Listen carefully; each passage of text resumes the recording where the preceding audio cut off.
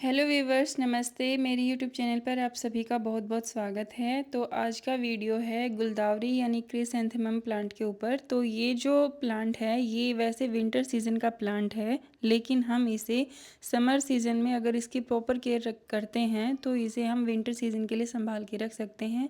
कहने का मतलब ये है कि आपको फिर से पैसे वेस्ट नहीं करने पड़ेंगे एक नया प्लांट खरीदने के लिए।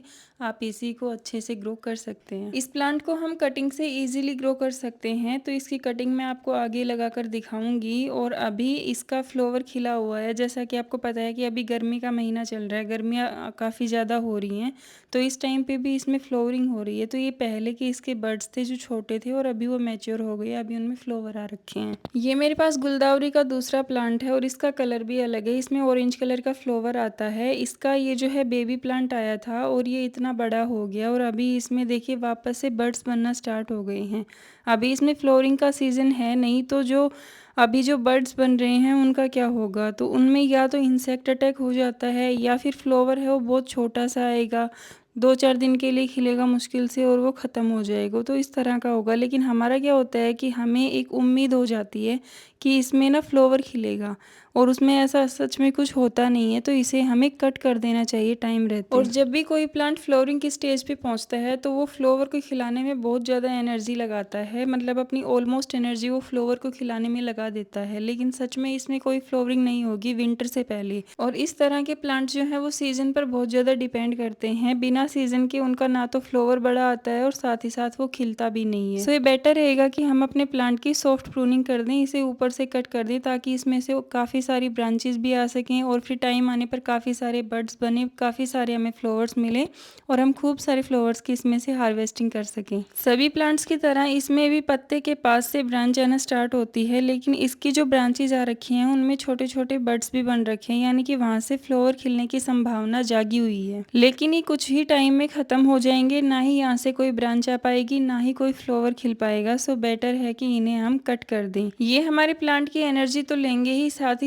जब बारिश का टाइम आएगा, जब मौसम ठंडा हो जाएगा, तो उस टाइम पे इनमें इंसेक्ट अटैक भी बढ़ जाएगा। गुलदावरी के एक ही प्लांट से हम काफ़ी सारे प्लांट तैयार कर सकते हैं। इसके रूट के पास से भी बेबी प्लांट आते हैं और साथ ही साथ हम इसकी कटिंग्स को भी लगा सकते हैं। सो अभी हम इसकी कटिंग ले लेते हैं। इसे हम बीच में से काटेंगे ताकि इस प्लांट की जो ग्रोथ है वो अच्छे से हो सके, इसमें ब्रांचेस भी बन सकें और साथ ही साथ इससे हम नया प्लांट भी तैयार कर सकें। तो इसके लिए हमें सबसे पहले ज़रूरत पड़ेगी एक प्रूनर की। अगर आपके पास अपने गार्डन का प्रूनर है तो आप वो यूज़ कर सकते हैं, अगर नहीं है तो आप कोई कैंची ले सकते हैं, कोई सीज़र ले सकते हैं, उससे भी इसे कट कर सकते हैं। तो मैं इसे बीच में से कट कर रही हूँ और इसको थोड़ा सा मैं 45 डिग्री के एंगल पे कट करूँगी। उससे क्या होता है कि प्लांट में रूट जल्दी बनती हैं। और ज़रूरी नहीं है कि प्लांट की हम एक ही बार कोई कटिंग लें, हम मोर देन वन टाइम भी इसकी कटिंग्स ले सकते हैं। प्लांट को कट करते टाइम हमें दुख ज़रूर होता है, लेकिन ये हमारे और हमारे प्लांट के लिए बहुत अच्छा होता है। इससे हमें बहुत सारे फ्लावर्स आगे चल के मिलते हैं। तो हमें ये कटिंग मिल गई है और हम इस तरह से मिली हुई अपनी कटिंग को सीधा गमले में लगा सकते हैं। लेकिन गमले की उसमें सॉइल आपने कैसी तैयार कर रखी है वो भी बहुत मायने रखती है। सॉइल मिक्स किसी भी प्लांट का बेस होता है। अगर सॉइल अच्छी नहीं है तो हम ये उम्मीद नहीं रख सकते कि हमारा प्लांट बहुत ही अच्छा ग्रो करेगा। पानी तो हम सभी डाल देते हैं, लेकिन उसके साथ साथ डिपेंड करता है कि हमारे प्लांट की मिट्टी कैसी है, हमने जो सॉइल मिक्स तैयार किया है वो कैसा है। अगर उसमें न्यूट्रिएंट्स की कमी है तो हमारा प्लांट अच्छे से ग्रो नहीं करेगा। और मिट्टी में न्यूट्रिएंट्स की कमी पौधे की पत्तियां और फूल अच्छे से बता देते हैं। कटिंग के बाद ये छोटा सा पार्ट रह गया था तो इसको भी मैं हटा देती हूँ। अगर आप नहीं भी हटाते हैं इसे तो भी कोई दिक्कत नहीं है, बस थोड़ा सा मुझे ये अच्छा नहीं लग रहा था इसलिए मैंने इसको हटा दिया। और जैसा कि मैंने बताया कि ज़रूरी नहीं है कि आप एक ही बार प्लांट की कटिंग करें। आप अपने प्लांट को घना बनाना चाहते हैं, उसे एक शेप देना चाहते हैं और आप ये चाहते हैं कि मेरे प्लांट में बहुत सारे फ्लावर्स आएँ, तो उसके लिए आप इसकी बार बार प्रूनिंग कर सकते हैं। और वो सॉफ्ट प्रूनिंग होती है, लेकिन वो आपको सीजन से पहले करनी है। अगर आप ये अक्टूबर नवंबर में जाके करते हैं तो आपके फ्लावर्स आने में भी लेट हो जाएगा।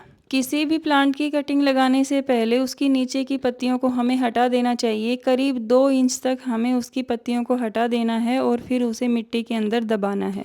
इस प्लांट को मैं इसी गमले में लगा रही हूँ बची हुई जगह में। मैंने करीब 1.5 से 2 इंच तक मिट्टी की खुदाई कर ली है और इसी में मैं इस कटिंग को लगा रही हूँ। 1 हफ्ते में इसमें रूट बनना स्टार्ट हो जाएंगी और फिर ये प्लांट मेरा तैयार हो जाएगा। इस गमले में जो सॉइल मिक्स मैंने यूज़ कर रखा है वो है गार्डन सॉइल और उसके साथ पत्तियों की खाद। तो जो सूखी पत्तियों की खाद होती है पेड़ों के नीचे बन जाती है, वही मिट्टी मैंने वहाँ से उठाकर लगाई थी और ये काफ़ी अच्छी भी चल रही है। बाकी जो बचे हुए पत्ते हैं इन्हें हम कंपोस्टिंग के लिए यूज़ कर सकते हैं। अब एक मिस्टेक जो हम जनरली करते हैं और मैंने भी वो कर दी है यहाँ पर, तो वो ये है कि प्लांट को तो मैंने लगा दिया मिट्टी में, लेकिन जो इसके ऊपर फ्लावर्स के लिए बड्स बन रहे थे वो तो मैंने हटाए ही नहीं। तो इनको हटाना भी बहुत ज़रूरी है। इससे क्या होगा कि नीचे तो इस कटिंग में रूट्स बन जाएंगी, कोई दिक्कत नहीं है, लेकिन ऊपर की इसकी ग्रोथ है वो रुक जाएगी। वो अच्छे से जैसा हम चाहते हैं उतना ग्रो नहीं हो पाएगा। सो अपने दिल पे हाथ रख के जितना हो सके इनकी कटिंग करते रहना चाहिए। इससे आपका ही फायदा है, आपको इससे बहुत अच्छे फ्लावर्स मिलेंगे। गुलदावरी पौधे में और ज़्यादा अच्छे रिजल्ट्स के लिए आपको इसकी टाइम टाइम पर सॉफ्ट प्रूनिंग करते रहना चाहिए। उससे क्या होगा कि उसमें और ज़्यादा ब्रांचेज आएंगी और जितनी ज़्यादा ब्रांचेज आएंगी उतने ही ज़्यादा आपको इसमें से फ्लावर्स मिलेंगे। अभी इस कटिंग को तो हमने लगा के रेडी कर दिया है, लेकिन हमारे पास कुछ छोटी छोटी कटिंग्स और बच गई हैं। इनका हम क्या करें? तो इनको भी फेंकना नहीं है, इनसे भी आप नए प्लांट तैयार कर सकते हैं। इतनी छोटी कटिंग भी गुलदावरी की लग जाती है और आपके पास एक नया प्लांट तैयार हो जाता है। सो डरना नहीं है, या तो आप इन्हें कंपोस्ट बिन में यूज़ कर सकते हैं या फिर आप इस कटिंग को वापस से मिट्टी में दबा सकते हैं और नया प्लांट तैयार कर सकते हैं। और अभी हम बढ़ते हैं अपने दूसरे प्लांट की तरफ। तो ये भी गुलदावरी का ही प्लांट है और अभी इसमें फ्लावर्स छोटे आए हुए हैं, लेकिन जो विंटर टाइम में इसमें फ्लावर्स खिले थे उनका साइज़ काफ़ी अच्छा था। काफ़ी बड़े साइज़ में मुझे इसमें से फ्लावर्स मिले थे। किसी भी प्लांट में फ्लावर का साइज़ छोटा होना मिट्टी में न्यूट्रिएंट्स की कमी को दर्शाता है। शुरुआत में जब भी कोई प्लांट फ्लोरिंग करता है तो उसमें फ्लावर्स की साइज़ बड़ी होती है और बाद में जब हम देखते हैं कि धीरे धीरे प्लांट में फ्लावर्स का साइज़ छोटे होने लग जाता है। इसका मतलब ये है कि आपके प्लांट को अच्छे से खाना नहीं मिल रहा है, उसकी मिट्टी में न्यूट्रिएंट्स की कमी आ गई है। तो उसके लिए हमें इसमें फर्टिलाइजर्स का यूज़ करना चाहिए और ज़्यादा फ्लोरिंग के लिए हमें प्लांट के टॉप पार्ट की कटिंग कर देनी चाहिए। वैसे तो हमें मार्केट में काफ़ी तरह के फर्टिलाइज़र्स मिल जाते हैं अपने प्लांट के लिए, लेकिन अगर हम घर पे ही फर्टिलाइज़र तैयार कर लें तो हमारे पैसे भी बचेंगे और साथ साथ हम वेस्ट मटेरियल को रीयूज़ भी कर पाएंगे। हम सभी की किचन में से ज़्यादा नहीं तो कम मात्रा में सब्जियों के और फलों के छिलके रोज़ाना मिलते हैं हमें, तो उनको हम यूँ ही फेंक देते हैं। जो सड़ी गली सब्जियाँ होती हैं उनको हम ऐसे ही फेंक देते हैं। तो उन्हें फेंकने की बजाय हम एक कंपोस्ट बिन बनाकर उनको सभी को उसमें स्टोर करके और घर पर ही हम एक अच्छी सी खाद तैयार कर सकते हैं। जो हमारे गार्डन में पेड़ पौधों की सूखी पत्तियां होती हैं उनको भी हम उस कंपोस्ट बिन में डाल के एक अच्छी सी खाद तैयार कर सकते हैं। इससे हमारा पैसा भी बचेगा और हमारे गार्डन के प्लांट्स भी खूबसूरत बन जाएंगे और उससे हमें प्यारे प्यारे फूल भी मिलेंगे। और घर पर बनाए हुए किचन कंपोस्ट से हमें सच में बहुत ज़्यादा अच्छे रिजल्ट्स मिलते हैं। और अभी हम बात कर लेते हैं कि हम इसके लिए गमला कौन सा सिलेक्ट करें, मतलब साइज़ क्या होना चाहिए गमले का। तो देखिए इसकी जड़ है वो बहुत ज़्यादा गहरी नहीं जाती है, लेकिन हमें थोड़ी सी गहराई तो गमले की ज़रूर रखनी चाहिए। आप इसे मिनिमम 6 इंच के गमले में लगा सकते हैं और मैक्सिमम आप जितना चाहें उतने बड़े गमले में इसे लगा सकते हैं, क्योंकि ये प्लांट जो है ये फैलता है और इसकी रूट की साइड से भी नए प्लांट बनते हैं। तो इसके लिए ज़रूरी है कि आप जो गमला लें उसकी चौड़ाई थोड़ी ज़्यादा लें। अगर आप इसे मिनिमम छोटे गमले में लगा रहे हैं, छोटा सा आपका गार्डन है मेरी तरह, तो 6 इंच का गमला आप ज़रूर लें। और अगर आपके पास ज़्यादा स्पेस है तो आप बड़ा गमला ले सकते हैं।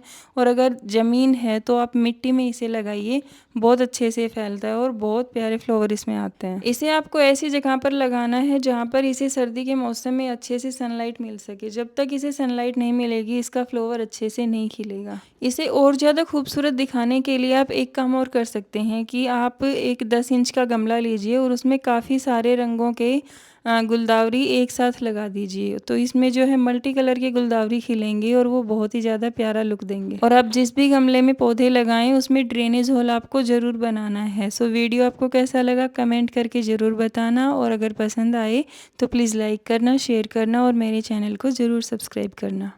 और बड़ा नहीं तो छोटा सा ही अपने घर में एक गार्डन ज़रूर बनाना, और कुछ भी नहीं तो कम से कम एक ही पौधा लगा लेना। So bye bye, take care, stay happy and healthy.